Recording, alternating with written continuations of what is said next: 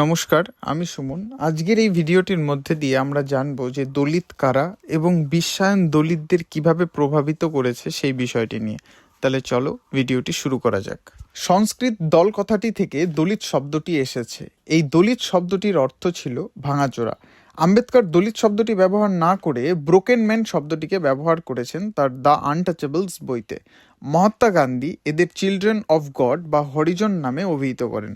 সাধারণত সমাজে যারা রাজনৈতিক, অর্থনৈতিক ও সামাজিক দিক থেকে পিছিয়ে পড়া, যারা দরিদ্র, ভূমিহীন, দরিদ্র চাষি, কারখানায় কাজ করা শ্রমিক, এগ্রিকালচারাল লেবার, অর্থাৎ আমরা বলতে পারি পেশাগত দিক থেকে যারা তথাকথিত নিচু স্তরের কাজের সাথে যুক্ত, যে সকল কাজের সমাজে কোনো মূল্যই নেই, যারা অস্পৃশ্য বলে সমাজে বিবেচিত হয়, ব্রিটিশরা যাদেরকে ডিপ্রেসড কাস্ট বলে অভিহিত করে ও পরবর্তীকালে তাদেরকে শিডিউল কাস্ট বলে আখ্যায়িত করে, তারাই দলিত নামে পরিচিত।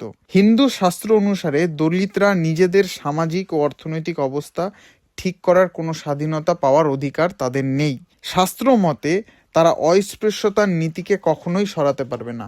ঋগ্বেদের দশম মণ্ডলের পুরুষ সূত্রে বলে দেওয়া হয়েছে সমাজে যারা ব্যক্তিরা রয়েছেন তাদের কার কি কাজ হবে, কে কোন পেশার সাথে যুক্ত হবে সেটা আগে থেকে নির্ধারিত করা হয়েছে। যেমন ব্রহ্মার মুখ থেকে যেহেতু ব্রাহ্মণরা তৈরি হয়েছে, তাই ব্রাহ্মণদের মূল কাজ হবে যাগযজ্ঞ করা এবং শিক্ষা দীক্ষা দেওয়া। ব্রহ্মার বাহু থেকে তৈরি হয়েছে ক্ষত্রিয়রা, ক্ষত্রিয়দের মূল কাজ হবে যুদ্ধ করা। ব্রহ্মার থাই থেকে তৈরি হয়েছে বৈশ্যরা, যাদের কাজ হবে সমাজে যোগান দেওয়া, মানে এরা বিজনেস করবে। এবং ব্রহ্মার পা থেকে তৈরি হয়েছে শূদ্ররা, তাই এই শূদ্রদের কাজ হলো ওপরের যে তিনটি জাতি রয়েছে বা তিনটি যে স্তর রয়েছে, মানে ব্রাহ্মণ, ক্ষত্রিয় এবং বৈশ্য, এদেরকে সেবা করা। এই তিন বর্ণের সেবা করাই হলো শূদ্রদের মেন কাজ। শূদ্ররা কখনোই এই জায়গার থেকে নিজেদেরকে সরাতে পারবে না, যেটা শাস্ত্র মতে বলে দেওয়া হয়েছে। তো স্বাভাবিকভাবেই এটাই ভারতীয় সমাজে চলে আসছিল। সেখান থেকেই কিন্তু এই দলিত শ্রেণীর মানুষের উৎপত্তি ঘটেছে, যারা সমাজে বহুদিন ধরে, বহু কাল ধরে এরা সমাজে বিভিন্নভাবে এক্সপ্লয়েটেড হচ্ছে। এরা কখনোই তাদের সামাজিক অবস্থা উন্নতি করার সুযোগ পায়নি বলেই ভারতীয় সংবিধানে কিন্তু শিডিউল কাস্টের ব্যবস্থা রয়েছে, যেখানে তালিকাভুক্ত শ্রেণীদেরকে বিশেষ সুযোগ সুবিধা দেওয়া হয়েছে, তাদের রিজার্ভেশনের ব্যবস্থা করা হয়েছে, যাতে এই পিছিয়ে পড়া শ্রেণীগুলোকে এগিয়ে নিয়ে আসা যায়। এবারে আমরা জানবো যে বিশ্বায়ন কিভাবে দলিতদের উপরে প্রভাব ফেলেছে। ভারতে 1990-এর পরবর্তী সময় লিবারালাইজেশন, প্রাইভেটাইজেশন এবং গ্লোবালাইজেশন চালু হয়। এই গ্লোবালাইজেশনের মূল কথাই হলো মুক্তবাজার অর্থনীতি, যেখানে রাষ্ট্র মিনিমাম রোল প্লে করে।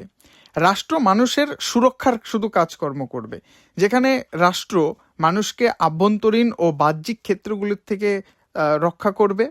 এবং রাষ্ট্র এক্ষেত্রে কিন্তু ওয়েলফেয়ার যে সকল স্কিমগুলো থাকে সেখান থেকে নিজেদের হাত গোটাতে শুরু করে। এই বিশ্বায়নের ভালো এবং মন্দ দুটি দিকই রয়েছে, তবে দলিতদের ওপরে যে প্রভাবগুলি ফেলেছে আমরা সেটা নিয়েই মূলত দেখব। প্রথমত হলো শিক্ষার ক্ষেত্রে প্রভাব। দেখো, শিক্ষা এমন একটা হাতিয়ার যার সাহায্যে কোনো ব্যক্তি তার সামাজিক, অর্থনৈতিক ও রাজনৈতিক অবস্থার উন্নতি ঘটাতে পারে। ভারতীয় সংবিধানের 21-এ নং ধারায় প্রত্যেক 6 থেকে 14 বছরের শিশুদের কম্পালসারি এডুকেশনের কথা বলা হয়েছে। সুপ্রিম কোর্টের মতে এডুকেশন রাইট টু লাইফের সাথে সম্পর্কিত। কারণ রাইট টু লাইফ মানে কি? রাইট টু লাইফ মানে হলো লাইফ উইথ ডিগনিটি, সম্মানের সাথে বাঁচার। এবার সম্মানটা কোথার থেকে আসবে? যখন একটা শিশু সঠিক শিক্ষা পাবে, তখনই না তার মধ্যে তাকে আর সবাই সম্মান দেবে, সে একটা তার সামাজিক নিজস্ব জায়গা তৈরি করতে পারবে। ওর জন্যই right two education right two লাইফের সাথে সম্পর্কিত। এই গ্লোবালাইজেশনের ফলে শিক্ষার ক্ষেত্রে কমার্শিয়ালাইজেশন করা হচ্ছে। ফলে যাদের টাকা আছে তাদের শিশুরাই প্রাইভেট স্কুলে ভালো শিক্ষা গ্রহণ করার সুযোগ পাচ্ছে, এবং যে সকল সরকারি স্কুলগুলো রয়েছে সেইগুলো কিন্তু এই প্রাইভেট স্কুলের তুলনায় অনেকই অনুন্নত। এবং যারা দলিত তারা কিন্তু এই সরকারি স্কুলেই পড়াশোনা করছে। যারা সমাজে পিছিয়ে পড়া শ্রেণী তারা তো প্রাইভেট স্কুলের যে পরিমাণ খরচ, যে পরিমাণ তাদের বেতন, সেই টিউশন ফি তারা দিতে পারবে না বলে স্বাভাবিকভাবে সেখানে সেই স্কুলগুলোতে পড়া তাদের সম্ভব নয়। তারা সরকারি স্কুলগুলোতে পড়বে, এবং সরকারি স্কুলের যে অনুন্নত কাঠামো, সেই কাঠামোর মধ্যে দিয়ে কিন্তু একটা দলিত স্টুডেন্ট তার সার্বিক বিকাশ কখনোই ঘটাতে পারে না। এবং এই দলিতদের মধ্যে শিক্ষাক্ষেত্রে কিন্তু ড্রপ আউট দিন দিন বেড়ে চলেছে। এবং এই দলিতদের মধ্যে সাধারণত দেখা যায় মেন স্ট্রিমে যে সকল সাবজেক্টগুলো নিলে একটা উন্নত স্তরে পৌঁছানো যায় তারা সেগুলো নেয় না, বিশেষত আর্টস এবং হিউম্যানিটিসের সাবজেক্টগুলোই নিয়ে তারা পড়াশুনো করে, এবং যেগুলোর কর্মসংস্থানের ক্ষেত্রগুলো কিন্তু খুবই সীমিত। তাই এই দলিতরা কিন্তু অনেক ক্ষেত্রেই শিক্ষা পাওয়ার পরেও তারা কিন্তু কর্মসংস্থানের সুযোগ করে উঠতে পারে না। গ্লোবালাইজেশনের ফলে বিভিন্ন বেসরকারি কোম্পানিতে কর্মসংস্থান হচ্ছে ঠিকই, কিন্তু দলিতরা যেহেতু আর্টস এবং হিউম্যানিটিস নিয়ে পড়াশোনা করেছে বেশিরভাগ, তাই তারা এই বেসরকারি সংস্থাগুলোতে কিন্তু নিজেদের কর্মসংস্থান করে নিতে পারছে না। দ্বিতীয়ত হলো দলিতদের ট্র্যাডিশনাল অকিউপেশনের ওপর প্রভাব। দলিতদের ট্র্যাডিশনাল অকিউপেশনই হলো ট্র্যাডিশনাল যে সকল বাদ্যযন্ত্রগুলো রয়েছে সেইগুলো তৈরি করা, কৃষিক্ষেত্রে প্রয়োজনীয় সরঞ্জাম তৈরি করা।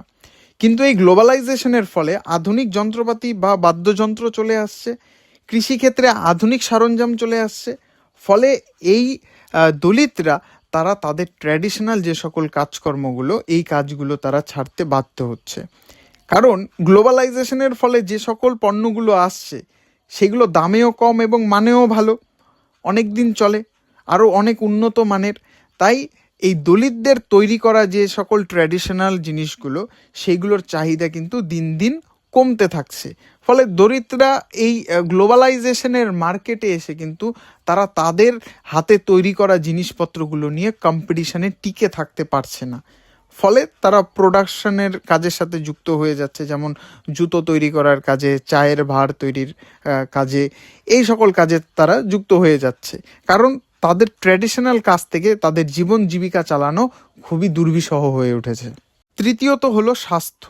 শিক্ষার মতো স্বাস্থ্য এখন একটি পণ্যে পরিণত হয়েছে। দলিতদের দারিদ্রতার কারণে তারা যে সকল পেশা গ্রহণ করে সেই কাজগুলো দীর্ঘদিন করার ফলে তাদের টিবি, অ্যানিমিয়া, লেপ্রসি, চর্ম সংক্রান্ত রোগ হয়, এবং সরকারি স্বাস্থ্য ব্যবস্থা এতটাই দুর্বল যে তাদের এই সকল সাধারণ চিকিৎসাগুলোরও সঠিক চিকিৎসা করতে পারে না, তারা ব্যর্থ হয় এবং কোনো প্রাইভেট হসপিটালে তারা রেফার করে দেয়।